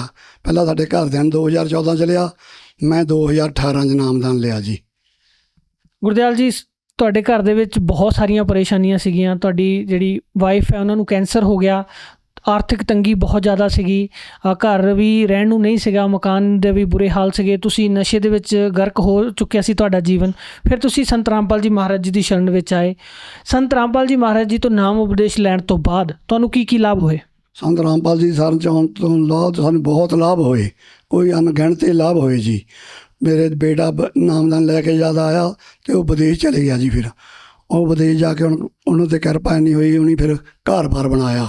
ਘਰ-ਬਾਰ ਬਣਾ ਕੇ ਫਿਰ ਇੱਕ ਦਿਨ ਤਿਆਰੀ ਚੱਲਦੀ ਪਈ ਜੀ ਮਕਾਨਾਂ ਦੀ, ਅਤੇ ਸਾਡੇ ਕੋਲ ਪੈਸੇ ਮੁੱਕ ਗਏ ਜੀ। ਭਗਤ ਜੀ ਜਾਂ ਪੈਸੇ ਮੁੱਕ ਗਏ ਅਤੇ ਸਾਡਾ ਬੱਚਾ ਸਫਾਈ ਕਰਦਾ ਪਿਆ ਜੀ, ਕਿਸੇ ਦੇ ਘਰ 'ਚ ਰਹਿੰਦੇ ਸੀ, ਅਤੇ ਇੱਦਾਂ ਹੀ ਕੋਰੇ ਨੋਟ ਉਹਨੂੰ ਕਹਿੰਦਾ ਮੰਮੀ ਤੁਸੀਂ ਰੱਖਿਆ ਪੈਸੇ 10,000 ਰੁਪਈਆ ਕਿੱਥੋਂ ਆਇਆ? 2-2 ਹਜ਼ਾਰ ਦੇ 5 ਨੋਟ ਪਏ। ਉਹ ਕਹਿੰਦੇ ਵੀ ਸਾਡੇ ਕੋਲ ਤਾਂ ਆਏ ਨਹੀਂ ਸੀ ਕੋਈ ਪੈਸਾ। ਫਿਰ ਮਾਲਕ ਦੀ ਦਇਆ ਹੋਈ, ਇਹ ਪਤਾ ਲੱਗਿਆ ਵੀ ਸੰਤਾਂ ਨੇ, ਪਰਮਾਤਮਾ ਨੇ ਸਾਡੇ ਸੰਤ ਰਾਮਪਾਲ ਜੀ ਨੇ ਇਹ ਦਇਆ ਬਖਸ਼ੀ ਆ, ਮਾਇਆ ਜਿਹੜੀ ਦਿੱਤੀ ਸਾਨੂੰ। ਅਤੇ ਉਹਦੇ ਬਾਅਦ ਸਾਡੇ ਦਿਨ ਫਿਰ ਹੀ ਗਏ, ਅੱਜ ਹੋਰ। ਫਿਰ 5.5 ਸਾਲ ਮੇਰੇ ਬੱਚੇ ਨੇ, ਬੜੇ ਨੇ ਬਾਹਰ ਸਾਲ ਆਏ। ਫਿਰ ਛੋਟੇ ਨੇ ਤਿਆਰੀ ਕੀਤੀ ਜੀ, ਫਿਰ ਉਹ ਚਲ ਗਿਆ ਬਾਹਰ। ਫਿਰ ਬੜੇ ਮੁੰਡੇ ਦੀ ਅਸੀਂ ਰਮੈਣੀ ਕੀਤੀ, ਜਿੱਦਾਂ ਵਿਆਹ ਕਹਿੰਦੇ ਆ ਜਗਤ ਦੇ ਵਿੱਚ। ਦੋਏ ਬੇਟਿਆਂ ਦੀ ਰਮੈਣੀ ਹੋਈ ਜੀ, ਇੱਕ ਦੀ ਪਹਿਲਾਂ ਹੋਈ, ਇੱਕ ਦੀ ਫਿਰ 2 ਸਾਲਾਂ ਬਾਅਦ ਹੋਈ। ਬੜੀ ਮਾਲਕ ਦੀ ਦਇਆ ਆ, ਘਰ ਵਿੱਚ ਸੁੱਖ ਸ਼ਾਂਤੀ ਆ। ਸਾਡੇ ਪਿੰਡ ਦੇ ਜਗਤ ਵਾਲੇ ਕਹਿੰਦੇ ਪੱਪੂ ਤੇਰੀ 5 ਸਾਲ ਉਮਰ ਵੱਧ ਗਈ ਆ, ਵੀ ਤੁਸੀਂ ਦਾਜ ਦੇਜ ਨਹੀਂ ਲਿਆ, ਕੋਈ ਖਰਚਾ ਨਹੀਂ, ਕਿਤੇ ਡੀਏ ਨਹੀਂ, ਜਾਗੋ ਨਹੀਂ। ਕਹਿੰਦਾ ਨਹੀਂ ਤਾਂ ਲੋਕ 5 ਸਾਲ ਕਰਜ਼ੇ ਦੇ ਥੱਲੇ ਆ ਜਾਂਦੇ ਆ 5 ਲੱਖ ਦੇ। ਵੀ ਤੁਹਾਡੇ ਤਾਂ ਬਹੁਤ ਵਧੀਆ ਪ੍ਰੋਗਰਾਮ ਆ। ਹਾਲੇ ਵੀ ਮੈਨੂੰ ਕਹਿੰਦੇ ਆ ਪਿੰਡ ਦੇ ਜਿੰਨੇ ਵੀ ਆ ਸਾਡੇ ਬੰਦੇ, ਕਹਿੰਦੇ ਤੁਹਾਡਾ ਮਾਰਗ ਵਧੀਆ ਆ, ਸਾਡੇ ਵੀ ਵਿਆਹ ਕਰ ਦਿਓ। ਮੈਂ ਕਿਹਾ ਪਰਮਾਤਮਾ ਦੀ ਸ਼ਰਨ 'ਚ ਆਓ, ਬਗੈਰ ਦਾਜ ਰਹੇ ਤਾਂ ਸਾਡੇ ਸ਼ਾਦੀਆਂ ਹੋਣੀਆਂ ਪਰਮਾਤਮਾ ਦੀ ਦਇਆ ਨਾਲ। ਗੁਰਦਿਆਲ ਜੀ, ਜਿਹੜਾ ਤੁਹਾਡੀ ਵਾਈਫ ਨੂੰ ਕੈਂਸਰ ਦੀ ਦਿੱਕਤ ਸੀਗੀ, ਉਹਦੇ ਬਾਰੇ ਥੋੜ੍ਹਾ ਦੱਸੋ ਜੀ, ਵੀ ਕਿਸ ਤਰ੍ਹਾਂ ਦੇ ਨਾਲ ਉਹਨਾਂ ਨੂੰ ਰਾਹਤ ਮਿਲੀ, ਕਿਵੇਂ ਆਰਾਮ ਹੋਇਆ?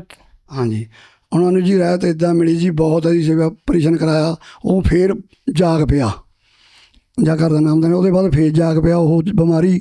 ਫਿਰ ਉਹਨੇ ਸੰਤ ਰਾਮਪਾਲ ਜੀ ਦੇ ਅਰਦਾਸ ਲਾਈ, ਮਹਾਰਾਜ ਜੀ ਗੁਰੂ ਜੀ ਆ ਮੈਨੂੰ ਫਿਰ ਮੁੜ ਕੇ ਪ੍ਰੋਬਲਮ ਲੱਗਦੀ ਆ, ਗੁਰੂ ਜੀ ਕਹਿੰਦੇ ਦਇਆ ਕਰਾਂਗੇ। ਉਹਦੇ ਬਾਅਦ ਅੱਜ ਤਾਈਂ ਸਾਨੂੰ ਕੋਈ ਤਕਲੀਫ ਨਹੀਂ, ਕੋਈ ਕੁਛ ਨਹੀਂ, ਕੋਈ ਦਵਾ ਨਹੀਂ ਖਾਂਦੇ। ਘਰ ਦੇ ਸਾਡੇ ਬੜੇ ਠੀਕ ਠਾਕ ਵਾ, ਆਂਗਣਵਾੜੀ 'ਚ ਵਰਕਰ ਵਾ, ਆਪਣੀ ਸੇਵਾ ਨਿਭਾਉਂਦੇ ਉੱਤੇ ਡਿਊਟੀ 'ਤੇ ਜੀ। ਗੁਰਦਿਆਲ ਜੀ, ਜਿਹੜੀ ਤੁਹਾਨੂੰ ਪ੍ਰੇਤ ਬਾਧਾ ਸੀਗੀ ਜਾਂ ਤੁਹਾਡੀ ਜਿਹੜੀ ਸਮੱਸਿਆ ਸੀਗੀ ਘਰ ਦੇ ਵਿੱਚ ਲੜਾਈ ਝਗੜੇ ਦੀ ਜਾਂ ਇਸ ਤਰ੍ਹਾਂ ਦੀ, ਉਹ ਥੋੜ੍ਹਾ ਦੱਸੋ। ਤੁਹਾਡੀ ਪਹਿਲਾਂ ਕੀ ਹਾਲਤ ਸੀਗੀ ਨਾਮ ਲੈਣ ਤੋਂ, ਅਤੇ ਨਾਮ ਲੈਣ ਤੋਂ ਬਾਅਦ ਉਹਦੇ ਵਿੱਚ ਕੀ ਪਰਿਵਰਤਨ ਆਇਆ? ਨਾਮਦਾਨ ਤੋਂ ਪਹਿਲਾਂ ਮੇਰੀ ਹਾਲਤ ਇਹ ਜੀ, ਮੈਂ ਘਰ ਦੀ ਭੰਨ ਤੋੜ ਕਰਦਾ ਨਹੀਂ, ਘਰਦਿਆਂ ਨਾਲ ਕੁੱਟਮਾਰ ਕਰਦਾ ਨਹੀਂ, ਬਿਜਲੀ ਦੀਆਂ ਤਾਰਾਂ ਫੜ ਲੈਣੀਆਂ। ਕਈ ਪਿੰਡ ਦੇ ਦੱਸਦੇ ਤੂੰ ਤੇਲ ਪਾ ਕੇ ਅੱਗ ਵੀ ਲਾਉਣ ਲੱਗਾ ਸੀ ਇੱਕ ਵਾਰੀ, ਹੁਣ ਵੀ ਮੈਨੂੰ ਲੋਕ ਦੱਸਦੇ ਆ। ਪਰ ਪਰਮਾਤਮਾ ਮੈਨੂੰ ਬਚਾਉਂਦਾ ਰਿਹਾ, ਜਿੱਦਾਂ ਇਹਨਾਂ ਦੀ ਸ਼ਰਨ 'ਚ ਸੀ ਮੈਂ ਮੰਨਦਾ ਸੀ ਇਹਨਾਂ ਨੂੰ, ਚਾਹੇ ਮੈਂ ਪੀਰਾਂ ਫਕੀਰਾਂ ਨੂੰ ਮੰਨਦਾ ਸੀ। ਇਹੀ ਜਿੱਦਾਂ ਕਹਿੰਦੇ ਅਲ ਖਾਲਾ ਕੁਤਬ ਗੌਸ ਦੇ ਪੀਰ ਗਰੀਬ ਦਾਸ ਖਾਲਕ ਤਰੇ ਹਮਾਰਾ ਨਾਮ ਕੀ, ਇਹ ਮੈਨੂੰ ਬਚਾਉਂਦੇ ਰਹੇ ਪੈਰ 'ਤੇ ਜੀ। ਅਤੇ ਮੇਰੀ ਹਾਲਤ ਇੰਨੀ ਖਰਾਬ ਸੀ, ਬਹੁਤ ਭੈੜੀ ਹਾਲਤ ਸੀ, ਦੁਨੀਆ ਤੋਂ ਜਵਾਬ ਸੀ ਜੀ।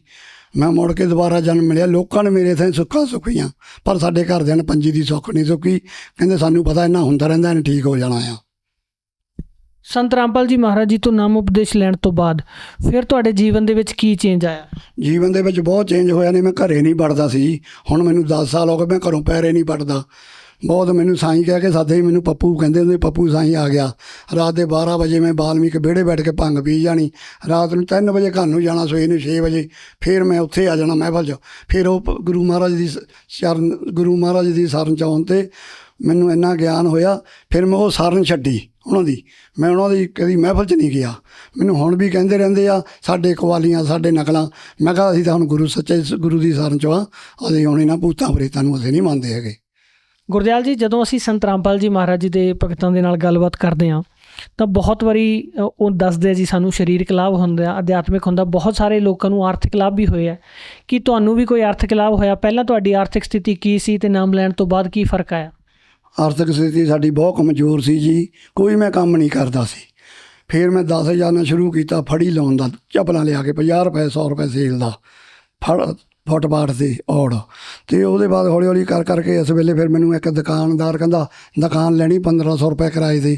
ਮੈਂ ਕਿਹਾ ਦੇ ਦਿਓ ਜੀ ਮੈਨੂੰ 1500 ਕਿਰਾਏ 'ਤੇ ਦੁਕਾਨ। ਅਤੇ ਮੈਂ ਹੌਲੀ ਹੌਲੀ ਘਰਦਿਆਂ ਨਾਲ ਸਲਾਹ ਕੀਤੀ, ਫਿਰ ਮੈਂ ਦੁਕਾਨ ਬਣਾਈ। ਹੌਲੀ ਹੌਲੀ ਕਰਦੇ ਮਾਲਕ ਦੀ ਐਸਾ ਦਇਆ ਹੋਈ, ਪਰਮਾਤਮਾ ਦੀ, ਬੰਦੀ ਛੋੜ ਕਬੀਰ ਸਾਹਿਬ ਜੀ ਦੀ, ਬੰਦੀ ਛੋੜ ਸਤਿਗੁਰੂ ਰਾਮਪਾਲ ਮਹਾਰਾਜ ਜੀ ਦੀ, ਵੀ ਇਸ ਵੇਲੇ ਦੁਕਾਨ ਬਹੁਤ ਵਧੀਆ ਚੱਲਦੀ ਆ, ਕੋਈ ਕਮੀ ਨਹੀਂ, ਕੋਈ ਕਿਸੇ ਚੀਜ਼ ਦੀ ਘਾਟ ਨਹੀਂ ਹੈਗੀ। ਪਰਮਾਤਮਾ ਦੀ ਇੰਨੀ ਮਿਹਰ ਹੋਈ ਆ। ਬੱਚੇ ਵੀ ਮੇਰੇ ਕਮਾਉਂਦੇ ਆ, ਮੇਰੀ ਵਾਈਫ ਵੀ ਆਂਗਣਵਾੜੀ 'ਚ ਵਰਕਰ ਆ ਜੀ। ਘਰ ਦੀ ਹਾਲਤ ਸਾਡੀ ਬਹੁਤ ਵਧੀਆ, ਕਿਤੇ 1 ਰੁਪਈਆ ਨਹੀਂ ਸੀ ਬਚਦਾ, ਪੈਸੇ ਨੂੰ ਤਰਸਦੇ ਸੀ। ਇਸ ਵੇਲੇ ਮਾਲਕ ਦੀ ਬੜੀ ਦਇਆ, ਕਿਸੇ ਚੀਜ਼ ਦੀ ਕਮੀ ਨਹੀਂ ਛੱਡੀ ਮਾਲਕ ਨੇ। ਫਿਰ ਇੱਕ ਲਾਭ ਮੈਨੂੰ ਹੋਰ ਮਿਲਿਆ ਜੀ, ਪਿਛਲੇ ਸਾਲ ਭੰਡਾਰਾ ਸੀ ਖਮਾਣੋ ਜੀ, 2 ਸਾਲ ਪਹਿਲਾਂ ਦੀ ਗੱਲ ਵਾ। ਅਤੇ ਮੇਰੇ ਕੋਲ ਪੈਸਾ ਨਾ ਭੰਡਾਰੇ 'ਤੇ ਜਾਣ ਨੂੰ, ਰੁਪਈਆ 200 ਰੁਪਈਆ ਮੇਰੇ ਕੋਲ, ਕੱਲ੍ਹ ਨੂੰ ਭੰਡਾਰੇ 'ਤੇ ਜਾਣਾ ਮੈਂ। ਅਤੇ ਇੱਕ ਗਾਹਕ ਮੇਰੇ ਕੋਲ ਆਇਆ, ਮੈਨੂੰ ਕਹਿੰਦਾ ਚੱਪਲਾਂ ਦੇ ਦੇ ਵੀ ਭਾ। ਮੈਂ ਕਿਹਾ ਜੀ ਲੈ ਲਓ। ਕਿੰਨੇ ਦੀਆਂ? ਮੈਂ ਕਿਹਾ 130 ਰੁਪਏ ਦੀਆਂ। ਕਹਿੰਦਾ 120 ਦੇਣੇ ਆ। ਮੈਂ ਕਿਹਾ ਚਲੋ ਜੀ 120 ਦੇ ਦਿਓ। ਕਹਿੰਦਾ ਲਾਲਾ ਜੀ ਆ ਮੇਰੇ ਕੋਲ ਇੱਕ ਆ ਪੈਸੇ ਆ, ਪਤਾ ਨਹੀਂ ਕਿੱਦਾਂ ਆ, 20 ਰੁਪਏ ਆ, ਇਹ ਦੇਖੋ ਤਾਂ ਇੱਥੇ ਕਿਤੇ ਚੱਲਦੇ ਤਾਂ ਚਲਾ ਲਿਓ। ਵੀ ਮੈਨੂੰ ਇਹ ਨਹੀਂ, ਉੱਥੇ ਨਵੇਂ ਸ਼ਹਿਰ ਮੈਂ ਜਿੱਥੇ ਰਹਿੰਦਾ ਉਹਨਾਂ ਕੋਲ ਇਹਦੇ ਨਾਲ ਦੇ ਬਹੁਤ 20 ਦੇ ਨੋਟ ਵਾ। ਜਾਂ ਮੈਂ ਦੇਖਿਆ ਤਾਂ ਕਹਿੰਦਾ ਕਿਸੇ ਨੂੰ ਦੇ ਦਿਓ, ਥੋੜ੍ਹੇ ਬਹੁਤੇ ਮੈਨੂੰ ਪੈਸੇ ਦੇ ਦਿਓ, ਥੋੜ੍ਹੇ ਬਹੁਤੇ ਤੁਸੀਂ ਰੱਖ ਲਿਓ। ਉਹ ਜਦ ਮੈਂ ਦੇਖਿਆ, ਉਹ ਮੈਨੂੰ ਦਿਸਿਆ ਚੱਪਲਾਂ ਲੈ ਕੇ। ਮੈਂ ਕਿਹਾ ਯਾਰ ਮੈਂ ਪੁੱਛ ਲਊਂਗਾ, ਤੂੰ ਕੱਲ੍ਹ ਨੂੰ ਆ ਜਾਈਂ। ਕਹਿੰਦਾ ਮੈਨੂੰ ਦਿਸਿਆ ਨਹੀਂ, ਚੱਪਲਾਂ ਲੈ ਕੇ ਜਾਂਦਾ ਦਿਸਿਆ, ਉਹਦੇ ਬਾਅਦ ਮੈਨੂੰ ਨਹੀਂ ਦਿਸਿਆ ਕਿੱਥੇ ਆ। ਮੈਂ ਗਿਆ, ਜਿਹੜੇ ਦੂਏ ਆ ਡਾਲਰਾਂ ਦਾ ਕੰਮ ਕਰਦੇ ਸਾਡੇ ਔੜ ਦੇ ਵਿੱਚ। ਮੈਂ ਕਿਹਾ ਜੀ ਆ 20 ਰੁਪਏ, ਉਹ ਕਹਿੰਦੇ ਅਮਰੀਕਾ ਦਾ ਡਾਲਰ ਵਾ ਇਹ। ਉਹ ਮੈਨੂੰ 1600 ਰੁਪਈਆ ਉਹਨੇ ਦਿੱਤਾ ਭਗਤ ਜੀ, 1600 ਰੁਪਈਆ ਮੈਂ ਰੱਖਿਆ। ਮੈਂ ਕਿਹਾ ਚੱਲ ਗੁਰੂ ਜੀਆਂ ਦੇ ਜਾਣਾ ਆ, ਮੈਂ ਉਹਲੇ ਪੈਸੇ ਰੱਖ ਦਿੱਤੇ ਸਾਰੇ 1600 ਦਾ 1600। ਉਹ ਆਇਆ ਹੀ ਨਹੀਂ ਜੀ। ਮੈਂ ਅੱਜ ਤੇ ਦੇਖਿਆ, ਮੈਂ ਪੈਰ ਕੇ ਹਾਰ ਕੇ ਗੁਰੂ ਜੀ ਦੀ ਸੇਵਾ 'ਚ ਮੈਂ ਪੈਸੇ ਉਹ ਪਾਏ ਆ ਜੀ। ਮੈਨੂੰ ਇੰਨਾ ਲਾਭ ਹੋਇਆ ਜੀ, ਮੇਰੀ ਹਰੇਕ ਕਮੀ ਪੂਰੀ ਕਰਦੇ ਆ। ਜਦ ਵੀ ਮੈਨੂੰ ਕੋਈ ਹੋਵੇ ਗੱਲਬਾਤ, ਮੈਨੂੰ ਕੋਈ ਇੱਦਾਂ ਦਾ ਹੈ ਨਹੀਂ ਵੀ ਮੈਨੂੰ ਘਾਟਾ ਪੈਂਦਾ। ਬੜੀ ਮਾਲਕ ਦੀ ਦਇਆ, ਦੁਕਾਨ ਵੀ ਵਧੀਆ ਚੱਲਦੀ ਆ। ਇਲਾਕੇ 'ਚ ਪਰਮਾਤਮਾ ਦਾ ਨਾਮ ਵੀ ਉੱਥੇ ਚਰਚਾ ਹੁੰਦੀ ਆ, ਭਗਤ ਆ ਕੇ ਬਹਿੰਦੇ ਆ। ਸਾਡੇ ਪਿੰਡ ਦੇ ਵੀ, ਹੋਰ ਵੀ ਔੜ ਦੇ ਵੀ ਜਿੰਨੇ ਵੀ ਭਗਤ ਆਉਂਦੇ ਆ, ਸਾਡੀ ਚਰਚਾ ਰੋਜ਼ ਚੱਲਦੀ ਰਹਿੰਦੀ ਉੱਥੇ ਦੁਕਾਨ 'ਤੇ ਜੀ। ਗੁਰਦਿਆਲ ਜੀ, ਬਹੁਤ ਸਾਰੇ ਲੋਕ ਜਿਹੜੇ ਆ ਉਹ ਨਸ਼ੇ ਦੀ ਗ੍ਰਿਫਤ ਦੇ ਵਿੱਚ ਸੀਗੇ, ਪਰ ਜਦੋਂ ਉਹਨਾਂ ਨੇ ਸੰਤ ਰਾਮਪਾਲ ਜੀ ਮਹਾਰਾਜ ਜੀ ਦਾ ਗਿਆਨ ਸੁਣਿਆ, ਉਹਨਾਂ ਨੇ ਨਸ਼ਾ ਛੱਡ ਦਿੱਤਾ। ਬਹੁਤ ਸਾਰੀਆਂ ਸਾਡੇ ਕੋਲ ਇਸ ਤਰ੍ਹਾਂ ਦੀਆਂ ਉਦਾਹਰਨਾਂ ਹੁੰਦੀਆਂ ਜਦੋਂ ਅਸੀਂ ਗੱਲਬਾਤ ਕਰਦੇ ਹਾਂ ਲੋਕਾਂ ਦੇ ਨਾਲ। ਕੀ ਤੁਹਾਡੀ ਜ਼ਿੰਦਗੀ 'ਚ ਵੀ ਕੋਈ ਇਸ ਤਰ੍ਹਾਂ ਦਾ ਤਜਰਬਾ ਸੀਗਾ ਨਸ਼ੇ ਨੂੰ ਲੈ ਕੇ? ਹਾਂਜੀ ਹਾਂਜੀ, ਮੈਂ ਬਹੁਤ ਨਸ਼ਾ ਕਰਦਾ ਸੀ। ਜਦ ਦਾ ਮੈਂ ਨਾਮਦਾਨ ਲੈ ਲਿਆ ਨਾ, ਪਰਮਾਤਮਾ ਦੀ ਸ਼ਰਨ 'ਚ ਗਿਆ, 2018 'ਚ ਨਾਮਦਾਨ ਲਿਆ। ਉਹਦੇ ਬਾਅਦ ਮੈਂ ਹੱਥ ਤੱਕ ਨਹੀਂ ਲਾਇਆ ਕਿਸੇ ਨੂੰ, ਡੱਬੀ ਤੀਲਾਂ ਦੀ ਤੱਕ ਨਹੀਂ ਦਿੰਦਾ ਮੈਂ ਬੀੜੀ ਲਾਉਣ ਲਈ ਵੀ, ਕਿਸੇ ਨੂੰ ਗਲਾਸੀ ਤੱਕ ਨਹੀਂ ਦਿੰਦਾ ਮੈਂ ਸ਼ਰਾਬ ਪੀਣੀ ਜਾਓ। ਮੈਂ ਐਨ ਪੂਰੀ ਮਰਜ਼ਾਦਾ ਦੇ ਨਾਲ ਰਹਿੰਦਾ ਆ। ਮੈਂ ਬਿਲਕੁਲ ਇੰਨਾ ਨਸ਼ਾ ਕਰਦਾ ਸੀ, ਰਾਤ ਦਿਨੇ ਮੈਂ ਭੰਗ 'ਚ ਰਹਿੰਦਾ ਸੀ। ਮਾਲ ਕੇ ਵੀ ਹੋਣੀ, ਸਾਈਕਲ ਵੇਚ ਕੇ ਵੀ ਮੈਂ ਭੰਗ ਪੀਤੀ ਆ ਜੀ। ਇੰਨਾ ਮੇਰੇ 'ਤੇ ਹੋਇਆ, ਸੁੱਕਿਆ ਰਹਿੰਦਾ ਸੀ। ਹੁਣ ਮਾਲਕ ਦੀ ਅਸੀਂ, ਮੇਰਾ ਨੂਰ ਵੀ ਆ, ਪਰਮਾਤਮਾ ਦਾ ਨਾਮਦਾਨ, ਬੈਠੇ ਜੱਪੀ ਦਾ, ਕਦੇ ਨਹੀਂ ਟੈਨਸ਼ਨ ਰੱਖੀ ਦੀ ਵੀ ਗਾਹਕ ਆਊਂ ਜਾਂ ਨਾ ਆਊਂ, ਮਾਲਕ ਆਪੇ ਸਭ ਕੁਝ ਦੇਣ ਦਾ। ਗੁਰਦਿਆਲ ਜੀ, ਇੱਕ ਚੀਜ਼ ਜਿਹੜੀ ਤੁਹਾਡੇ ਕੋਲੋਂ ਪੁੱਛਾਂਗੇ ਕਿ ਸੰਤ ਰਾਮਪਾਲ ਜੀ ਮਹਾਰਾਜ ਜੀ ਦੇ ਬਾਰੇ 'ਚ ਸੁਣਿਆ ਕਿ ਅਜਿਹੀ ਤਾਕਤ ਹੈ ਜਾਂ ਅਜਿਹਾ ਉਹਨਾਂ ਦਾ ਗਿਆਨ ਹੈ ਕਿ ਸ਼ੈਤਾਨ ਨੂੰ ਵੀ ਇਨਸਾਨ ਬਣਾਉਂਦੇ, ਇਨਸਾਨ ਤੋਂ ਵੀ ਜ਼ਿਆਦਾ ਜੇ ਵੱਡੀ ਗੱਲ ਕਹੀਏ ਤਾਂ ਉਹ ਕਹਿੰਦੇ ਵੀ ਦੇਵਤਾ ਤੱਕ ਬਣਾਉਂਦੇ ਆ। ਮਤਲਬ ਇੱਕ ਇਨਸਾਨ ਨੂੰ ਦੇਵਤਾ ਬਣਾ ਦਿੱਤਾ ਜਾਂਦਾ ਉਸ ਗਿਆਨ ਦੇ ਨਾਲ, ਉਸ ਭਗਤੀ ਦੇ ਨਾਲ। ਤੁਹਾਡੀ ਜ਼ਿੰਦਗੀ 'ਚ ਕੋਈ ਇਸ ਤਰ੍ਹਾਂ ਦਾ ਤਜਰਬਾ ਹੋਵੇ ਤੁਹਾਡਾ? ਹਾਂਜੀ ਹਾਂਜੀ, ਆਪਾਂ ਨੂੰ ਤਾਂ ਐਨ ਜੀ ਪੂਰੀ ਮਾਲਕ ਦੀ ਕਿਰਪਾ ਆ, ਪਰਮਾਤਮਾ ਦੀ, ਬੰਦੀ ਛੋੜ ਸਤਿਗੁਰੂ ਰਾਮਪਾਲ ਜੀ ਦੀ। ਮੈਨੂੰ ਉਹਨੇ ਦੇਵਤਾ ਹੀ ਬਣਾ ਦਿੱਤਾ ਜੀ। ਇੱਦਾਂ ਦੀ ਗੱਲ ਨਹੀਂ ਹੈਗੀ, ਹਰ ਵੇਲੇ ਮੇਰੇ ਨਾਲੇ ਰਹਿੰਦੇ ਆ। ਲੋਕ ਕਹਿੰਦੇ ਤੁਹਾਡਾ ਗੁਰੂ ਜੇਲ੍ਹ 'ਚ ਵਾ। ਮੈਂ ਕਿਹਾ ਜੇਲ੍ਹ 'ਚ ਅਸੀਂ ਆ, ਉਹ ਨਹੀਂ ਗੁਰੂ ਜੀ ਜੇਲ੍ਹ 'ਚ, ਉਹ ਸਾਡੇ ਨਾਲੇ ਰਹਿੰਦੇ ਆ। ਕਹਿੰਦੇ ਨਹੀਂ ਗੁਰੂ ਜੀ ਨੂਰੀ ਰੂਪ ਗੁਰੂ ਦਾ ਤੇਰੇ ਅੱਗੇ ਅੱਗੇ ਜਾਵੇ। ਮੈਂ ਕਿਹਾ ਸਾਡੇ ਤੇ ਮੋਹਰੇ ਰਹਿੰਦਾ, ਸਾਡੇ ਤੇ ਕੋਈ ਵੀ ਇੱਦਾਂ ਦੀ ਨਹੀਂ ਕਰ ਸਕਦਾ ਕੋਈ ਵੀ ਬੰਦਾ। ਅਸੀਂ ਉਹਨਾਂ ਦੀ ਸ਼ਰਨ ਦੇ ਵਿੱਚ ਆ, ਸਾਨੂੰ ਕਿਸੇ ਚੀਜ਼ ਦੀ ਘਾਟ ਨਹੀਂ ਹੈਗੀ। ਸਾਡੇ ਤੇ ਮਾਲਕ ਦੀ ਮਿਹਰ ਆ ਪੂਰੀ ਜੀ। ਧੰਨਵਾਦ ਜੀ। ਸਤਿ ਸਾਹਿਬ ਜੀ।